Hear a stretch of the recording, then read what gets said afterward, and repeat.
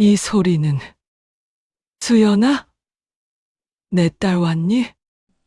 앞이 보이지 않는 할머니가 허공을 더듬으며 울부짖었습니다. 20년 전 세상을 떠난 딸의 이름이었어요. 대저택 거실에 울려 퍼지는 낯선 기타 소리가 할머니의 가슴을 후벼 팠죠. 그런데 기타를 치고 있던 건 오늘 처음 본 배달원이었습니다. 그리고 이 저택에는 절대 자리를 내줄 수 없는 또 다른 딸이 살고 있었어요. 과연 누가 진짜고 도대체 어떻게 된 일일까요? 사연 시작 전 구독과 좋아요와 함께 요즘 가장 바라는 일이 있으시다면 댓글로 남겨주세요. 제가 이루어지시기를 답글로 응원 남겨드리겠습니다. 38도를 오르내리는 기록적인 폭염이 서울을 덮친 여름이었습니다. 아스팔트 위로 아지랑이가 피어오르고 숨만 쉬어도 땀이 줄줄 흐르는 찜통더위였죠. 에어컨도 고장난 낡은 용달 트럭 안에서 26살 하은이 창문을 활짝 열고 핸들을 잡고 있었어요. 등판은 이미 땀으로 흠뻑 젖어 작업 조끼에 달라붙었습니다. 악기사 배달 기사로 일한 지 3년째, 오늘도 고된 하루가 시작된 거예요. 내비게이션이 안내한 성북동 대저택 앞에 도착했을 때 하은은 자신도 모르게 숨을 삼켰습니다. 높다란 담장 너머로 보이는 저택의 위용이 압도적이었거든요. 경비원이 대문을 열어주자 마치 다른 세상에 발을 들인 것 같았죠. 현관에서 가사 도우미가 일회용 덧신을 툭 던져주며 차갑게 말했습니다. 더러운 작업화 신고 들어오지 마세요. 냄새나니까. 하은은 아무 말 없이 덧신을 신고 안으로 들어갔어요. 거실에 들어서자 빵빵하게 틀어놓은 에어컨 바람이 온몸을 감쌌습니다. 등에 흐르던 땀이 순식간에 식으면서 오히려 한기가 느껴질 정도였죠.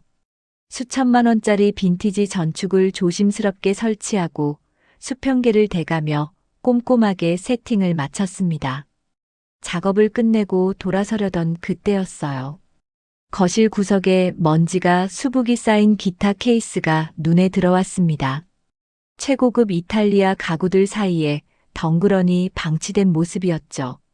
케이스를 열어보니 마틴 D45, 최고급 명기가 줄이 풀린 채 버려져 있었어요.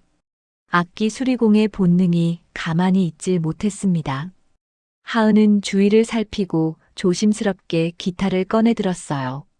튜너기 없이 오로지 귀로만 듣고 줄감개를 돌려 정확한 음을 맞춰나갔죠. 목장갑을 벗자 기름때 묻고 굳은 살 박힌 거친 손이 드러났지만 현을 누르는 손끝만큼은 깃털처럼 섬세했습니다. 무의식적으로 코드를 잡았어요. 7, 80년대 포크송 이루어질 수 없는 사랑이었습니다. 처음엔 작은 허밍으로 시작하다가 어느새 청아하고 슬픈 목소리로 가사를 의조리고 있었죠. 텅 빈 거실에 기타 소리가 은은하게 울려 퍼졌습니다. 바로 그 순간이었어요. 띠리릭 현관 도어록이 해제되는 소리가 났습니다.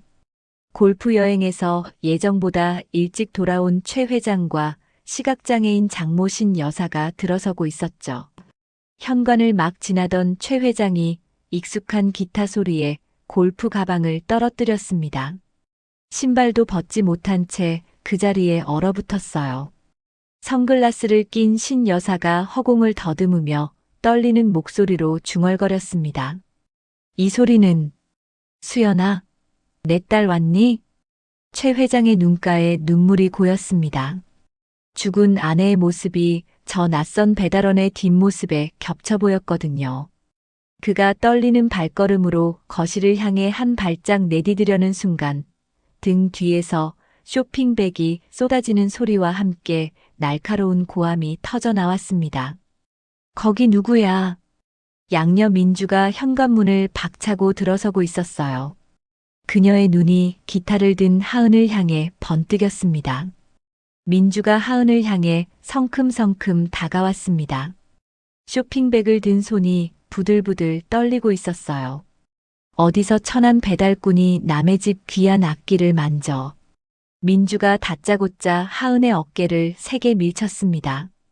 중심을 잃은 하은이 비틀거리며 넘어졌어요. 허리춤에 차고 있던 드라이버와 팬츠가 대리석 바닥에 요란하게 쏟아졌죠. 그 금속성 소음 속에서 유독 맑고 날카로운 소리가 울렸습니다. 챙그랑. 하은의 기타 가방 지퍼에 달려있던 반쪽짜리 옥나비 놀이개가 바닥에 떨어진 거예요. 그 순간 신 여사의 몸이 굳었습니다. 앞이 보이지 않는 할머니가 갑자기 휠체어에서 몸을 던지듯 내려왔어요. 최 회장이 깜짝 놀라 부축하려 했지만 신 여사는 이미 무릎으로 차가운 바닥을 기어가고 있었죠. 할머니, 뭐 하세요? 민주가 소리쳤지만 신 여사는 아랑곳하지 않았습니다.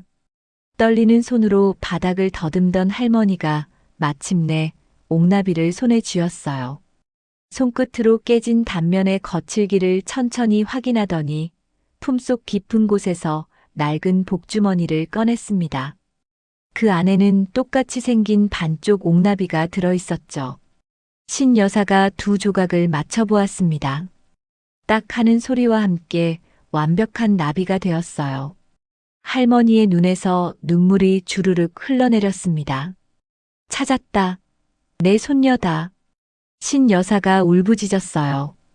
20년 만에 제 짝을 찾았어. 최서방, 이거 봐라.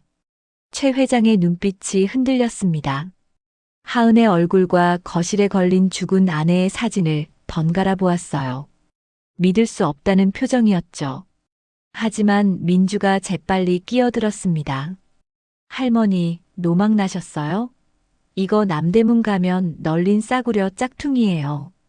민주는 신 여사의 손에서 억지로 놀이개를 빼앗아 벽난로 쪽으로 던져버렸어요. 요즘 노인네 등쳐먹는 사기꾼들이 얼마나 교묘한지 아세요? 할머니 눈 안 보인다고 기만하는 거라고요. 신 여사가 비명을 질렀지만 민주는 손짓으로 경호원들을 불렀습니다.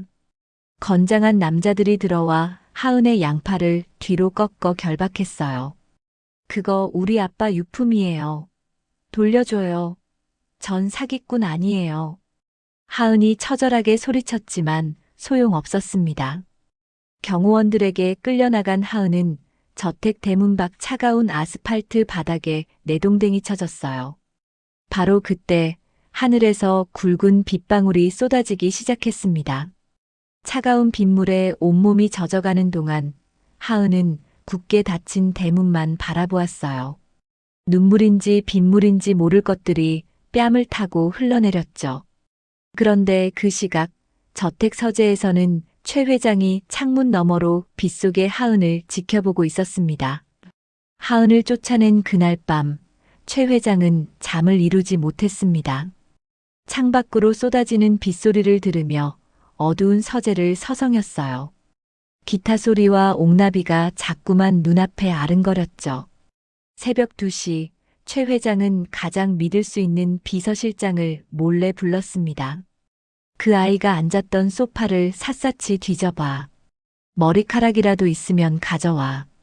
비서실장이 거실 소파 틈새에서 갈색 긴 머리카락 한 올을 발견해 조심스럽게 지퍼백에 담았어요. 그런데 문 밖에서 이 모습을 지켜보는 눈이 있었습니다. 민주의 신복인 박전무였죠. 그는 곧바로 민주에게 문자를 보냈어요. 며칠 뒤 하은에게 연락이 왔습니다. 회장님 비서실에서 잠시 회사로 와달라는 내용이었어요. 하은은 혹시나 하는 마음에 옷장에서 가장 단정한 옷을 꺼내 입었습니다.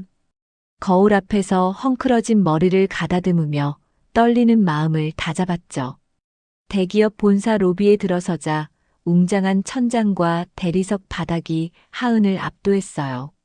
초라한 차림새의 하은을 직원들이 힐끔거리며 쳐다봤습니다. 어깨가 절로 움츠러들었죠. 전용 엘리베이터에서 내린 최 회장이 하은에게 다가왔습니다. 그의 표정은 차갑게 굳어 있었어요. 최 회장이 손에 든 서류를 하은의 얼굴 앞에 뿌리듯 던졌죠.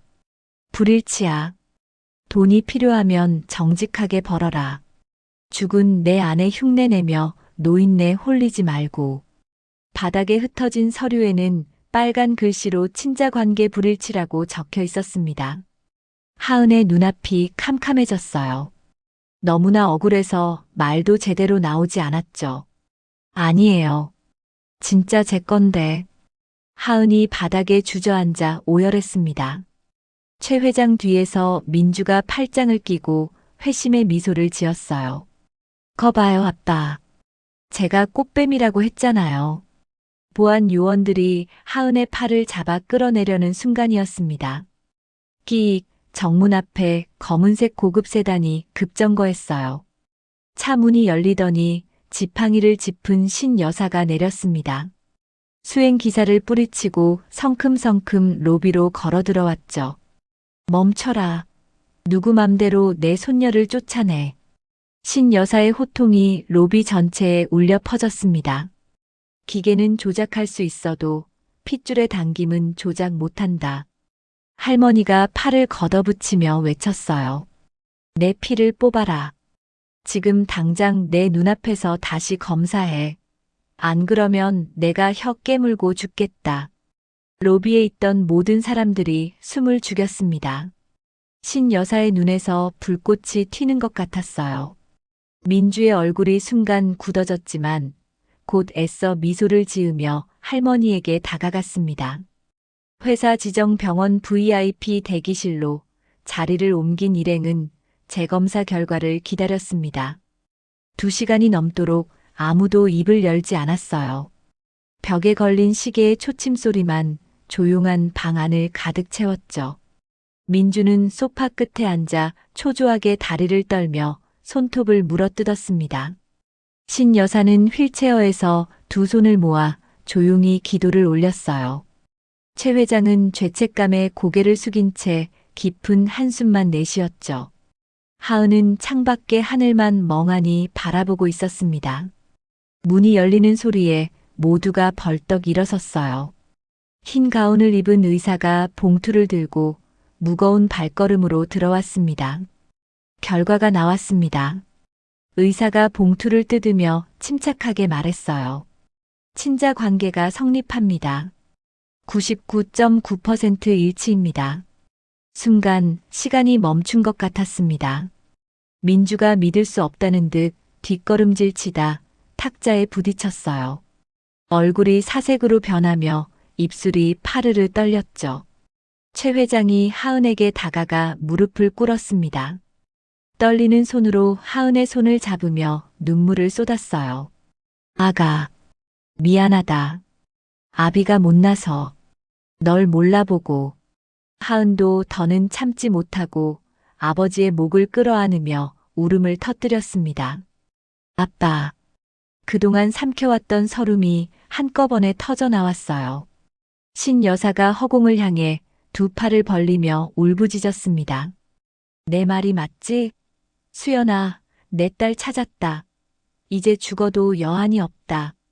감격에 겨워 하은을 안고 있던 최 회장이 갑자기 가슴을 움켜쥐었어요. 흑, 거친 숨소리와 함께 얼굴이 파랗게 질려갔습니다. 그대로 바닥에 쓰러졌죠. 아빠. 하은이 비명을 질렀어요. 병원 내 비상벨이 요란하게 울리고 의료진들이 뛰어들어왔습니다. 심폐소생술이 시작되고 제세동기가 작동했죠. 아빠, 일어나세요. 제발. 하은이 패닉 상태로 울부짖었습니다. 방금 찾은 아버지가 눈앞에서 쓰러지는 모습에 온몸이 얼어붙었어요. 민주는 슬퍼하는 척 눈물을 닦았지만 순간 입꼬리가 살짝 올라갔습니다. 복도 끝에 있는 박 전무에게 은밀하게 눈짓을 보냈죠. 수술실 불이 켜졌습니다. 닫힌 문 앞에서 하은은 차가운 바닥에 주저앉아 울었어요. 반면 민주는 복도 구석에서 냉정하게 어디론가 전화를 걸고 있었습니다. 한참 뒤 의사가 수술실에서 나왔어요. 고비는 넘겼지만 뇌 손상이 우려됩니다. 의식이 언제 돌아올지 장담 못합니다. 하은의 눈앞이 다시 캄캄해졌습니다. 아버지를 찾은 기쁨도 잠시 또다시 벼랑 끝에 서게 된 거예요. 민주의 싸늘한 눈빛이 하은의 등 뒤에서 번뜩였습니다. 최 회장이 쓰러진 다음 날 아침, 민주는 긴급 임원 회의를 소집했습니다. 검은 정장을 빳빳하게 차려입고 거짓 눈물을 흘리며 비상경영 체제를 선포했어요. 아버지의 뜻을 받들어 제가 임시로 회사를 이끌겠습니다. 민주의 눈에서는 눈물이 흘렀지만 입꼬리는 미세하게 올라가 있었죠. 그날부터 최 회장의 측근들이 하나둘씩 사라지기 시작했습니다. 30년간 충직하게 모셨던 비서실장은 지방 공장으로 좌천되었어요. 반대 의견을 낸 임원들도 모두 해고당했죠. 하은은 아버지를 보기 위해 매일 병원을 찾았습니다. 하지만 병실 앞에는 낯선 용역업체 직원들이 떡 버티고 서 있었어요. 가족 외 출입 금지입니다. 저 딸이에요. 유전자 검사로 증명됐잖아요. 하은이 애원했지만 소용없었습니다. 차가운 철문은 끝내 열리지 않았어요. 유리창 너머로 아버지의 창백한 얼굴이 어렴풋이 보였지만 하은은 손끝 하나 댈 수 없었죠. 며칠 뒤 하은이 일하던 악기사에 갑자기 구청 직원들이 들이닥쳤어요. 위생 점검, 소방 점검, 세무조사까지 한꺼번에 쏟아졌습니다. 민주가 뒤에서 손을 쓴 게 분명했어요. 사장님이 눈물을 글썽이며 하은을 찾아왔습니다. 하은아, 미안하다. 너 때문에 가게 문 닫게 생겼어. 제발 나가줘. 하은은 아무 말도 할 수 없었어요. 고개를 숙인 채 무거운 발걸음으로 가게를 나왔습니다. 그날 저녁 하은의 낡은 휴대폰에 문자가 왔어요. 병원 지하 주차장 3층으로 와. 발신자는 민주였습니다. 썬팅이 짙은 검은 밴 안에서 민주가 서류 한 장을 내밀었어요. 상속 포기 각서야. 여기 사인해. 하은의 손이 떨렸습니다. 사인 안 하면 악기사 사장 구속시키고 널 키워준 양부모까지 길바닥에 나앉게 해줄게. 내가 못할 것 같아? 민주의 목소리는 얼음장처럼 차갑고 단호했어요. 하은은 자신 때문에 고통받을 사람들의 얼굴을 떠올렸습니다. 눈물이 뚝뚝 떨어지는 가운데 결국 떨리는 손으로 펜을 들어 각서에 서명했죠. 진작 주제 파악을 했어야지. 거지 근성은 어쩔 수 없다니까. 민주가 코웃음을 치며 차문을 열었어요. 하은은 차가운 아스팔트 바닥에 내동댕이 쳐졌습니다. 마지막 희망을 품고 저택을 찾아갔지만 경비원은 신 여사가 지방 별장으로 요양을 갔다고만 했어요. 할머니마저 사라진 거였죠. 그날 밤 하은은 좁디 좁은 고시원 방에 홀로 누워 곰팡이 핀 천장을 바라보았습니다. 아빠, 할머니, 저 어떡해요? 눈물이 베개를 적셨어요. 깊은 어둠 속에서 하은은 완전히 혼자가 되었습니다. 바로 그때 낡은 휴대폰이 희미하게 진동했어요. 화면에 뜬 발신번호 표시 제한 글자를 보며 하은은 망설였습니다. 이 밤에 누가 전화를 하는 걸까요? 떨리는 손으로 통화 버튼을 눌렀어요. 아가, 살아있냐? 나다. 할미다. 쉰 목소리가 들려왔습니다. 하은의 눈에서 눈물이 쏟아졌어요. 할머니, 어디 계세요? 할머니도 쫓겨나신 거예요? 울지 마라. 호랑이 굴에 들어가도 정신만 차리면 산다. 신 여사는 저택 뒤편 허름한 별채에 감금되어 있었습니다. 요양이라는 명목으로 갇힌 채 덩치 큰 간병인이 24시간 감시하고 있었죠. 창문도 모두 잠겨 있었어요. 며칠 전에는 술에 취한 민주가 별채로 찾아와 폭언을 퍼부었다고 했습니다. 늙은이가 빨리 죽어야 내가 편하지. 왜 안 죽어서 귀찮게 해? 민주는 신 여사 앞에서 박 전무와 함께 대놓고 음모를 떠들었어요. 눈먼 늙은이가 뭘 알겠냐며 낄낄거렸죠. 30년 동안 함께한 가정부 안 씨가 죽 그릇 밑에 몰래 선불폰을 숨겨 전달해준 덕분에 이렇게 연락할 수 있었습니다. 할머니, 저 어떡해요? 아빠 면회도 못 가고 각서에 사인까지 했어요. 그래서 전화한 거다. 잘 들어라. 신 여사의 목소리가 낮아졌습니다. 저것들이 며칠 전에 술 먹고 내 방에 왔더구나. 눈먼 늙은이가 뭘 알겠냐며 내 앞에서 대놓고 떠들어댔어. 민주와 박 전무가 신 여사 앞에서 회사 매각 음모를 낄낄거리며 모의했다고 했어요. 그때 신 여사는 평소 휠체어 손잡이에 달고 다니던 초소형 녹음기를 몰래 작동시켰습니다. 앞이 보이지 않아도 85년을 살아온 손끝의 감각만으로 해낸 일이었어요. 내 휠체어 오른쪽 손잡이 고무 패킹을 돌려라. 거기에 전연의 목줄을 끊을 증거가 들어있다. 하은의 심장이 쿵쾅거렸어요. 절망 속에서 한 줄기 빛이 보이는 것 같았습니다. 내일 아침 10시 본사에서 긴급 이사회가 열린다. 회사 매각건을 결정한다더구나. 그때까지 나를 여기서 꺼내다오. 휠체어도 내 방에 있으니까 꼭 같이 가져와야 해. 통화가 끊겼습니다. 하은은 곰팡이 핀 천장을 바라보다 벌떡 일어났어요. 거울 앞에 서서 헝클어진 머리를 질끈 묶었습니다. 낡은 작업복근을 단단히 고쳐 매면서 눈빛이 달라졌죠. 더 이상 당하지 않아. 내가 지킬 거야. 하은의 눈에 불꽃이 일었습니다. 새벽녘 하은은 악기사 사장님 집을 찾아가 무릎을 꿇었습니다. 사정을 들은 사장님이 한숨을 쉬며 트럭 열쇠를 건네주었어요. 퀵서비스하는 동료 배달원들에게도 연락했습니다. 저택 정문을 어떻게 뚫을 것인지, 회사까지 어떻게 갈 것인지 지도를 펼쳐놓고 밤새 머리를 맞대었죠. 동이 트기 시작했습니다. 창문 너머로 붉은 노을이 퍼졌어요. 결전의 날이 밝아오고 있었습니다. 아침 9시 낡은 악기사 트럭이 성북동 저택을 향해 달렸습니다. 하은의 눈빛은 어느 때보다 단단했어요. 핸들을 쥔 손에 힘이 들어갔습니다. 이사회가 열리는 10시까지 남은 시간은 단 1시간이었죠.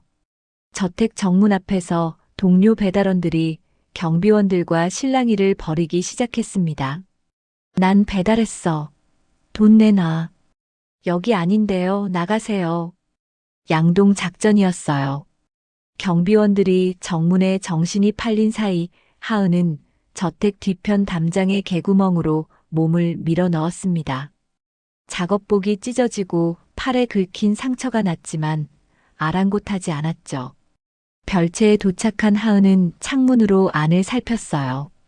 덩치 큰 간병인이 의자에 기대어 졸고 있었습니다. 살금살금 창문을 열고 들어가 신 여사의 손을 잡았어요. 할머니, 저예요. 하은이요. 왔구나. 휠체어 꼭 가져가야 해. 하은은 할머니를 먼저 업어서 창문 밖으로 내보낸 뒤 다시 뛰어들어갔습니다.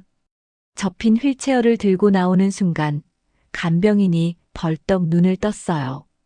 거기서 하은은 휠체어를 안고 미친 듯이 달렸습니다. 뒤에서 고함 소리가 쫓아왔지만 뒤돌아볼 틈이 없었어요. 트럭 짐칸에 신 여사와 휠체어를 싣고 닫히려는 대문을 아슬아슬하게 통과했죠.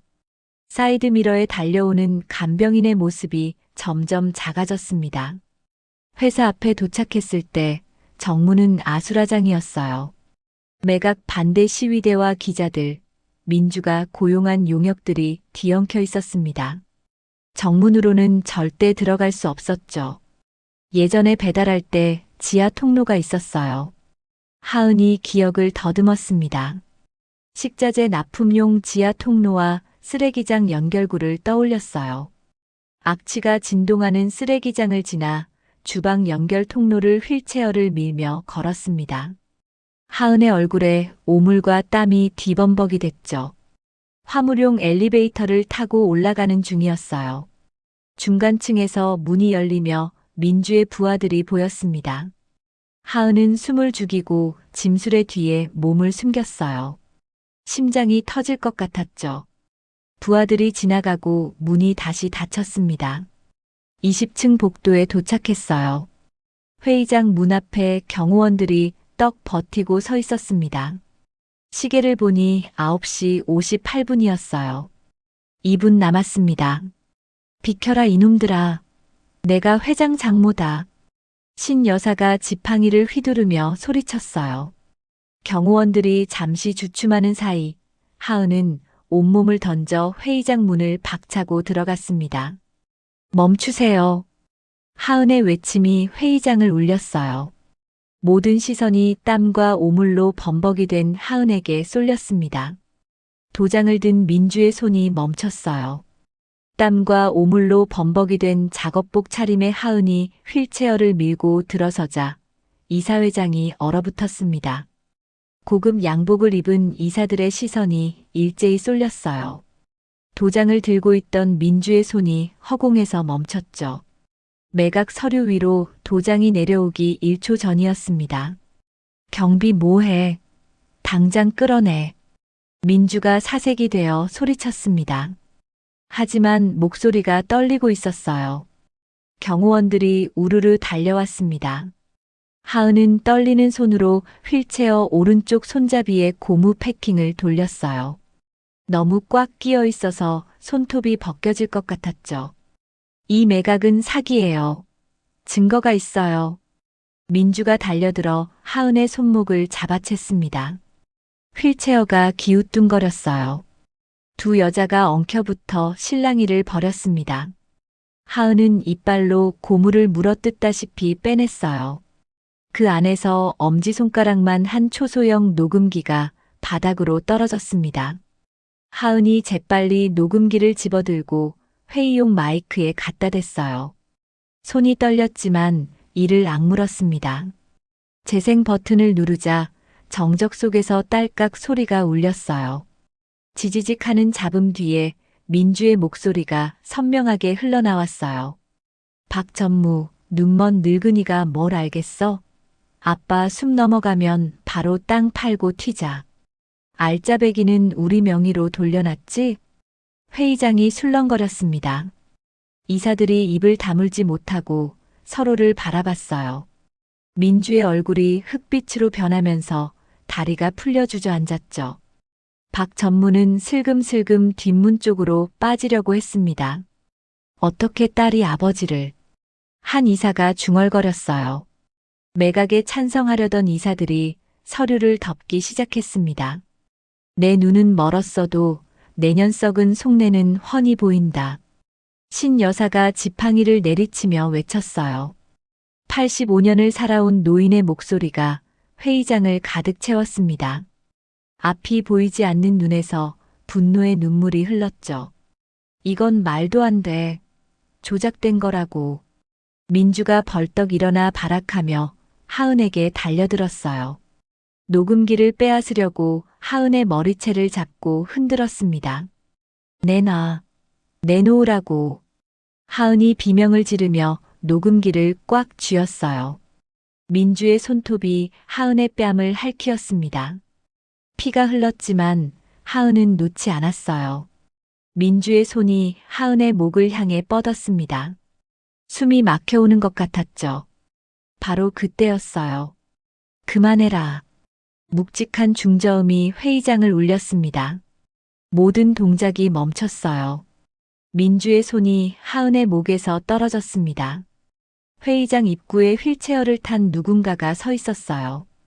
창백하지만 눈빛만은 살아있는 얼굴이었습니다. 휠체어를 탄 최 회장이 비서실장의 부축을 받으며 회의장 안으로 들어왔습니다. 링거대가 덜컹거리며 따라왔어요. 창백한 얼굴이었지만 눈빛만은 형형하게 살아있었죠. 민주의 얼굴이 사색으로 변했습니다. 사시나무 떨듯 온몸이 흔들렸어요. 아, 아빠, 깨어나셨어요? 민주가 더듬거리며 다가갔습니다. 최 회장 앞에 무릎을 꿇고 바짓가랑이를 움켜쥐었어요. 제가 설명할게요. 이건 다 저 여자가 꾸민 거라고요. 최 회장이 민주의 손을 매몰차게 쳐냈습니다. 내 몸에 손대지 마라. 더럽다. 차가운 목소리가 회의장에 울려 퍼졌어요.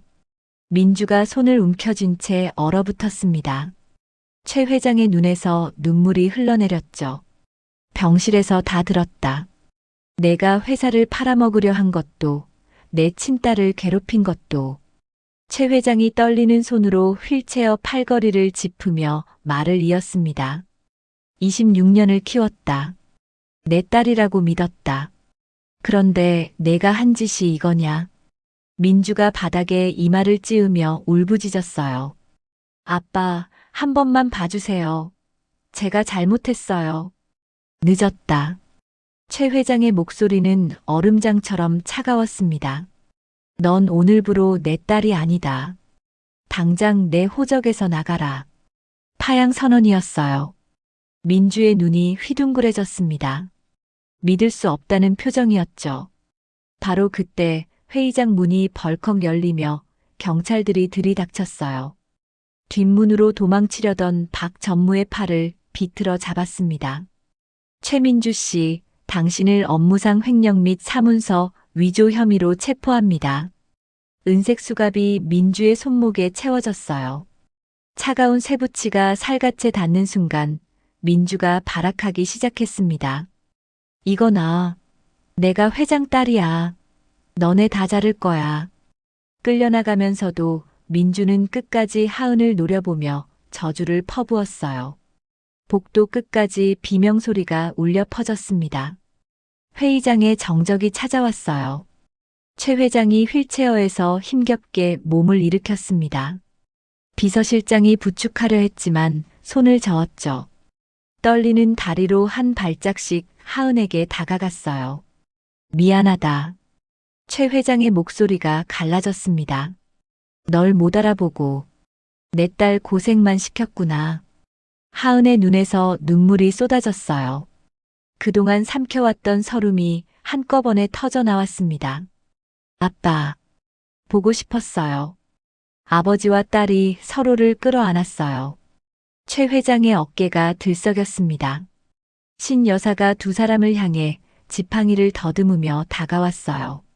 앞이 보이지 않는 눈에서 눈물이 흘러내렸죠. 이제 됐다. 다 됐다. 할머니가 두 사람의 등을 쓰다듬었습니다.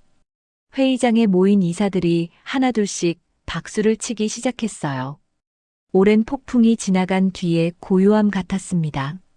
창밖으로 햇살이 쏟아져 들어왔어요. 긴 어둠이 끝나고 있었습니다. 3개월이 흘렀습니다. 폭염이 지나가고 단풍이 붉게 물든 가을이 찾아왔어요. 성북동 저택의 정원에는 따스한 햇살이 쏟아지고 있었죠.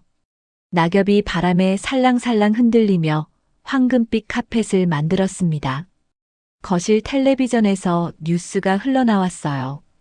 앵커가 차분한 목소리로 판결 결과를 전했습니다. 민주는 업무상 횡령과 사문서 위조 혐의로 징역 15년을 선고받았어요. 박 전무도 징역 10년형을 받았죠. 법정에서 끌려나가며 발악하던 민주의 모습이 화면에 잠깐 비쳤습니다. 하은은 더 이상 땀에 젖은 작업복을 입지 않았어요. 단아한 가디건과 원피스 차림으로 음대 복학 서류를 챙기고 있었습니다. 거울 앞에 선 하은의 얼굴에는 편안한 미소가 번져 있었죠. 저택 정원에서 작은 음악회가 열렸어요. 악기사 사장님과 퀵서비스 동료들이 초대되었습니다. 그날 새벽 저택 침입을 도와주었던 고마운 사람들이었죠. 정원 테이블에는 따뜻한 차와 다과가 준비되어 있었어요. 하은이 깨끗하게 수리된 마틴 기타를 들고 벤치에 앉았습니다. 처음 이 집에 왔을 때 먼지 속에 방치되어 있던 바로 그 기타였어요. 하은의 손으로 직접 닦고 줄을 갈아 새 것처럼 빛나고 있었죠. 뭘 쳐줄까요? 하은이 아버지를 바라보며 물었어요. 최 회장이 따뜻한 눈으로 딸을 바라봤습니다. 내가 치고 싶은 거 쳐라. 하은의 손가락이 현 위를 미끄러졌어요. 이번에는 슬픈 이루어질 수 없는 사랑이 아니었습니다. 밝고 희망찬 선율이 정원을 가득 채웠죠. 가을 바람이 기타 소리를 타고 멀리 퍼져나갔어요. 신 여사가 벤치에 앉아 무릎으로 박자를 맞췄습니다. 앞이 보이지 않는 눈에서 눈물이 흘러내렸지만 입가에는 미소가 걸려 있었어요. 20년 동안 기다려온 순간이었죠. 건강을 되찾은 최 회장이 하모니카를 꺼내 반주를 넣어주었습니다. 기타 헤드에 매달린 옥나비가 가을 햇살을 받아 반짝였어요. 20년 만에 다시 하나가 된 반쪽짜리 옥나비였습니다. 멀리서 가정부 안 씨가 눈물을 훔치며 지켜보고 있었어요. 30년 동안 이 집을 지켜온 그녀였기에 이 순간이 얼마나 소중한지 누구보다 잘 알았죠. 연주가 끝나자 정원의 박수 소리가 울려 퍼졌습니다. 하은이 기타를 내려놓고 아버지와 할머니에게 다가갔어요. 세 사람이 손을 맞잡았습니다. 최 회장의 눈가가 촉촉하게 젖어들었죠. 고맙다. 우리 딸. 최 회장이 하은의 손을 꼭 쥐며 말했어요. 하은이 환하게 웃었습니다. 먼지 속에 묻혀있던 기타가 다시 노래하듯 끊어졌던 가족의 인연이 음악으로 다시 이어졌습니다. 진실은 때로 먼 길을 돌아오지만 사랑이라는 선율을 따라 반드시 제 주인을 찾아옵니다. 반쪽짜리 옥나비가 다시 하나가 되었듯이 하은의 이야기도 이제 완전해졌어요. 오늘의 사연 어떠셨나요? 끝까지 들어주셔서 감사합니다. 구독과 좋아요로 다음 사연도 함께 해주세요. 여러분이 바라는 일 모두 이루어지시길 응원하겠습니다. 사연디오였습니다.